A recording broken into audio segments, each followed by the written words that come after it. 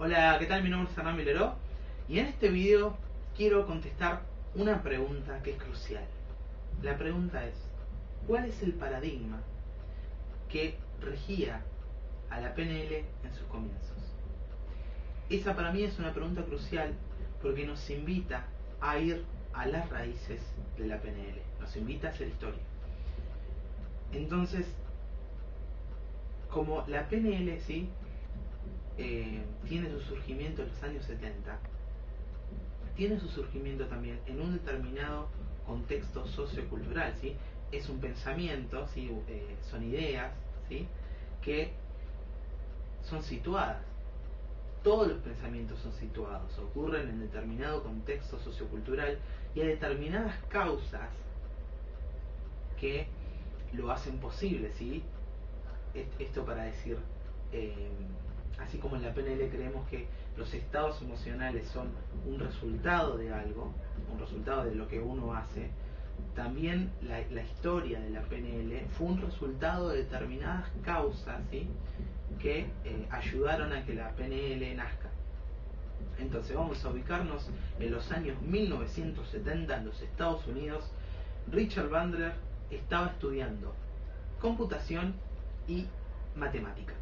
Estaba en el cuarto año, ¿sí? Esto es en la Universidad de Santa Cruz, y a los estudiantes de cuarto año se les permitía algo que, bueno, hoy en día no es aplicable en ninguna facultad, pero en ese entonces sí lo era, que era que a los estudiantes de cuarto año se les permitía dar un seminario, ¿sí? O un curso o una clase adelante de varias personas.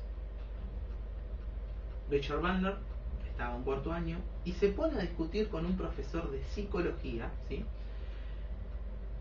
Argumentando que la psicología se debería enfocar en cuestiones más prácticas, no tanto en estudiar a personas enfermas, ¿sí? O mejor dicho, rotuladas como enfermas, ¿sí? Como bien sabes, dentro de la PNL nosotros no rotulamos a las personas. No es que le ponemos un cartel en la mente de una persona y le decimos vos sos depresiva, vos sos alcohólico, ¿sí? La palabra sos dentro de la PNL se trata de no utilizar, ¿sí? En vez de ese paradigma, ¿sí? De rotular a las personas, vos estás roto, vos estás sano, ¿sí? En vez de ese paradigma, se adquiere el paradigma de que la persona es creadora de sus propios estados emocionales. Como es creadora de sus propios estados emocionales, ¿sí? También es la creadora de soluciones o la creadora de problemas, ¿sí? Pero siempre es creadora. Al asumir que una persona es creadora, se asume indirectamente que la persona puede crear soluciones. Así como es la creadora de problemas, también puede crear soluciones. Y pudiendo elegir, la persona obviamente siempre va a elegir las soluciones, ¿sí? La ser creadora de sus soluciones. Entonces, Bandler se pone a argumentar con el profesor que deberían enseñar cosas más prácticas y el profesor le dice, esto que vos estás planteando está muy bueno, pero se necesitaría algún profesor o alguna persona que sepa terapia gestáltica y que lo sepa bien para poder explicarlo a los demás. Bandler había tenido contacto con la terapia gestáltica porque fue contratado para transcribir las sesiones que tenía Fritz Perls con sus pacientes. Entonces, al transcribir, Bandler no solo hizo su trabajo, sino también adquirió, ¿sí? esa manera de pensar, esa forma de ver las cosas que tenía y tiene hoy en día. La terapia gestáltica sigue existiendo, ¿sí? Y tiene hoy en día la terapia gestáltica. Entonces, bueno, Bandler se pone a argumentar con el profesor y ahí se le despierta la idea, como él era estudiante de cuarto año, ¿por qué no hacer un curso de terapia gestáltica? Ahora bien, a las personas de cuarto año, si bien se les daba la posibilidad de que pudieran dar un curso o un seminario dentro de la propia facultad, también se les exigía que fueran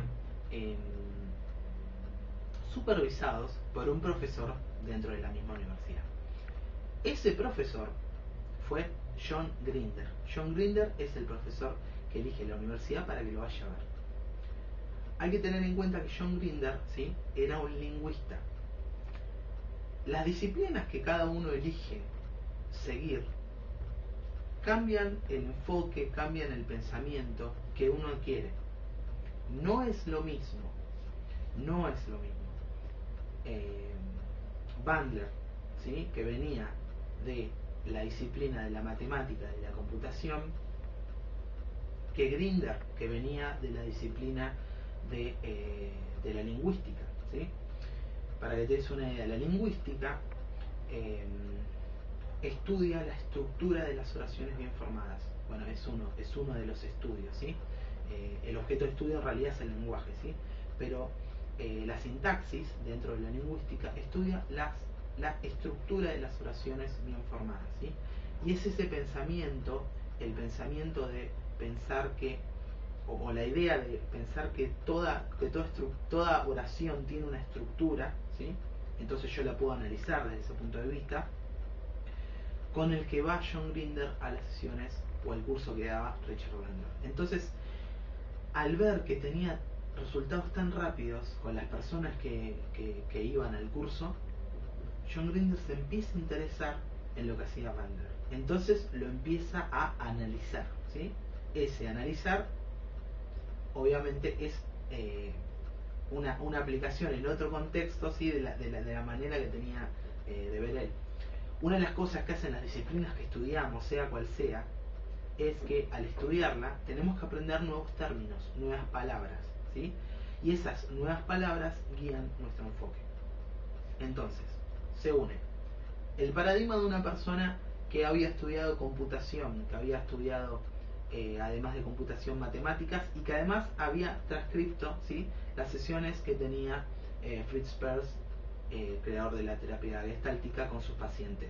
Y por el otro lado se une John Grinder, ¿sí?, lingüista, con su manera de ver las cosas. Entonces, luego de varias sesiones, John Grinder le dice, además de analizarte, yo lo que quiero ver es, y lo que quiero hacer es que vos me enseñes lo que vos estás haciendo para yo hacerlo, ¿sí? Esto marca otra diferencia radical en el pensamiento. Él no se limitaba a analizarlo a Richard Bandler, sino que él le dice, además de analizarte, quiero que vos me enseñes lo que haces para yo hacerlo y ver si yo puedo tener los mismos resultados que vos. Entonces, bueno, Richard Bandler le enseña a John Grinder lo que estaba haciendo, ¿sí?, lo que había aprendido de la terapia gestáltica, y juntos crean la PNL. Ahora bien, y esto es en lo que me quiero enfocar, el paradigma que regía en los comienzos de la PNL y que hoy en día sigue en varias personas es el paradigma terapéutico. El paradigma terapéutico es que uno, la información que tiene, ¿sí?, la aplica a los demás, no la aplica a uno mismo, ¿sí? Rara vez desde ese paradigma uno puede situarse y reflexionar y decir, esto de la PNL, esto de las técnicas, lo puedo aplicar a mí mismo, ¿sí? Entonces ese es el paradigma o la forma de ver que me gustaría que cuestiones, ¿sí?, que cuestiones y canalices, y que dentro de tus posibilidades lo puedas cambiar. ¿Por qué digo esto? Digo esto porque soy el creador del curso Patrones Hipnóticos. Los patrones hipnóticos fueron desarrollados por el hipnoterapeuta más famoso del siglo XX, el cual es Milton Erickson, ¿sí?, que también es estudiado por Bandler y Grinder. Y luego sacan el modelo de Milton, basándose en los patrones que pudieron encontrar de Milton Erickson. Pero esos patrones hipnóticos, ¿sí?, cuando la gente, o la gran mayoría de la gente, adquiere mi curso, ¿sí?, o lo compra, las personas lo piensan como que son patrones que se aplican a otros, ¿sí?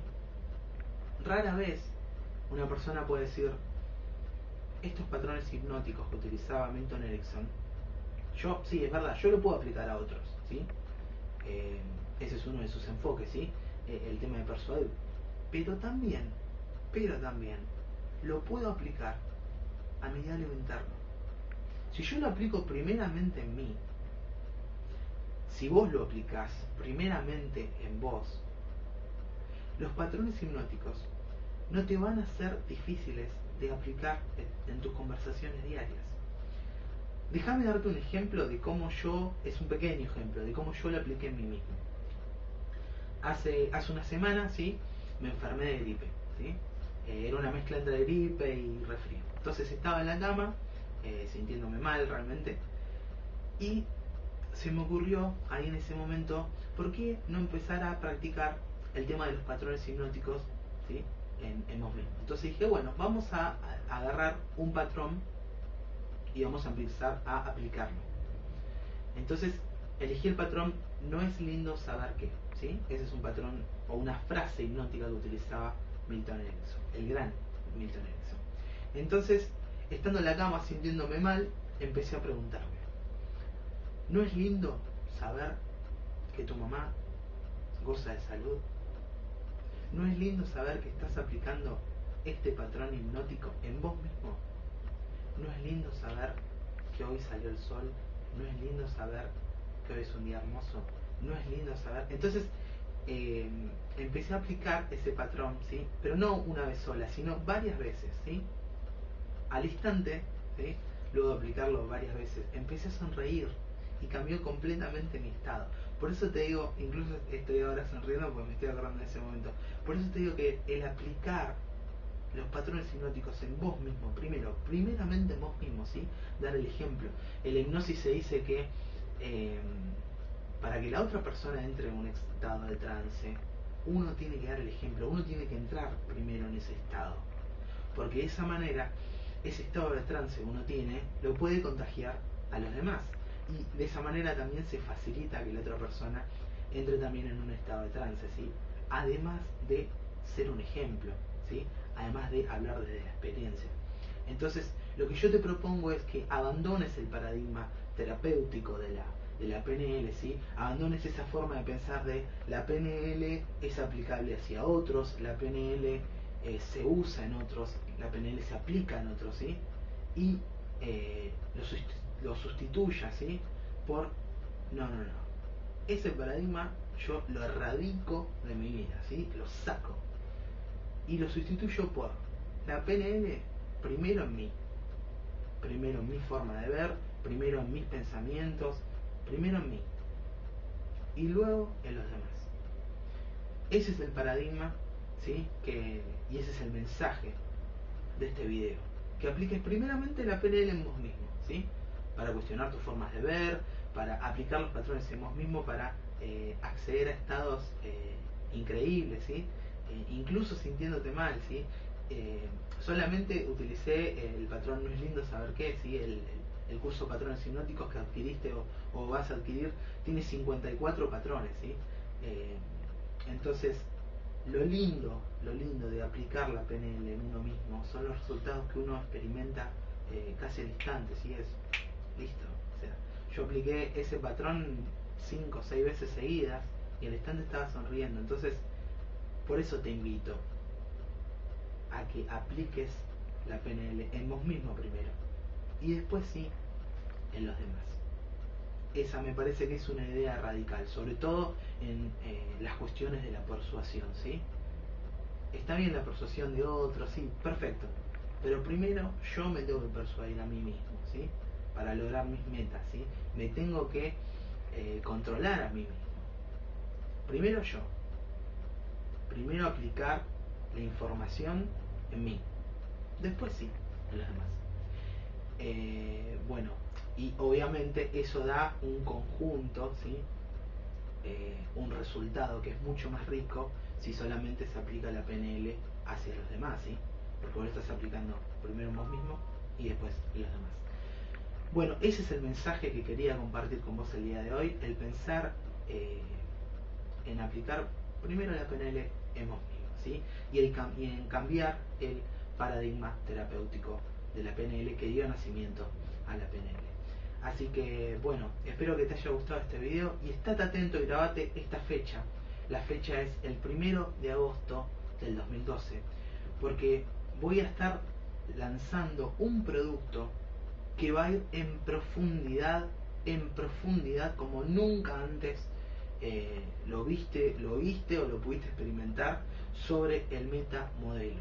No existe actualmente libros en español que ahonden en profundidad sobre el metamodelo. La gran mayoría de los libros escritos en español, ¿sí? Por autores españoles me refiero, no traducidos del inglés al español, sino por autores españoles, al metamodelo, a pesar de ser el núcleo y lo que da nacimiento a la PNL, al metamodelo le dedican como mucho, 20 hojas, nada más, nada más. Y es un modelo que realmente se puede profundizar, pero muchísimo, muchísimo. Sobre todo se puede profundizar porque estudia cómo el lenguaje guía, no digo influye, guía nuestro comportamiento.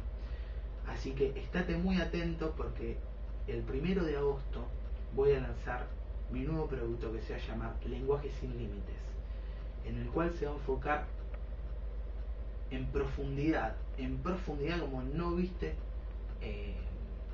en ningún libro escrito en español sobre la PNL, en profundidad sobre el metamodelo. Y no solo sobre el metamodelo, sino también sobre el metamodelo 3. El metamodelo 3, así como escuchaste. La información que tenemos del metamodelo en la gran mayoría de los libros escritos en español está totalmente desactualizada. Totalmente desactualizada. Se evolucionó muchísimo, pero la gente no lo sabe o los escritores no lo quieren dar a saber. Es una de esas dos razones. Así que acordate y anota esta fecha. El 1 de agosto está atento en tu mail porque voy a lanzar mi nuevo producto llamado Lenguaje sin Límites. Es un producto que va a revolucionar a la comunidad de la PNL por la profundidad que va a tener en el modelo que para mí es el núcleo de la PNL, y esto no lo digo yo, también lo dice Richard Bandler. El metamodelo es el núcleo de la PNL y que sin embargo es el modelo más subestimado que existe, ¿sí?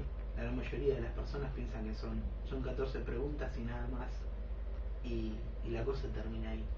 No, es mucho más profunda de lo que te puedes imaginar.